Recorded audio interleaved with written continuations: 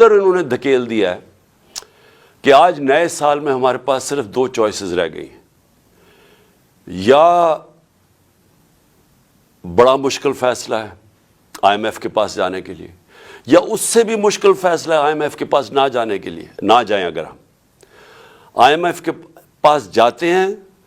تو ایک اور مہنگائی کی لہر آنے والی ہے، کیونکہ انہوں نے معیشت کا جو ستیہ ناش کیا ہے، یہ کوئی ہمارے ملک کی تاریخ میں ایسا نہیں ہے، بلکہ ہم پڑھتے تھے اکنامک ہٹ مین کیا کرتا ہے آ کے، کہ وہ ملک کو مقروض کر دیتا ہے اور پھر ملک کے جو سارے اثاثے ہیں وہ پھر باہر کی قوتوں کو سستے دام پہ دیے جاتے ہیں۔ یہ ایک بڑی فیمس کتاب ہے اکنامک ہٹ مین کی۔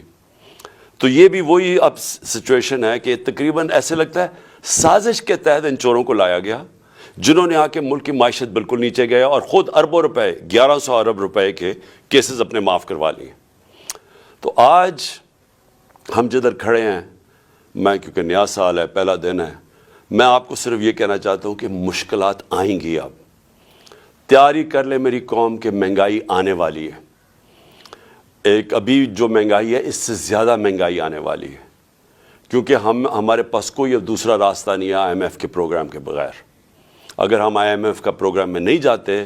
تو ہم ڈیفالٹ کر جائیں گے، جس سے اور زیادہ مزید مشکلات ہوں گی جو کہ ہم اس پروگرام میں جب جائیں گے تو ہمارے پاس آئیں گی۔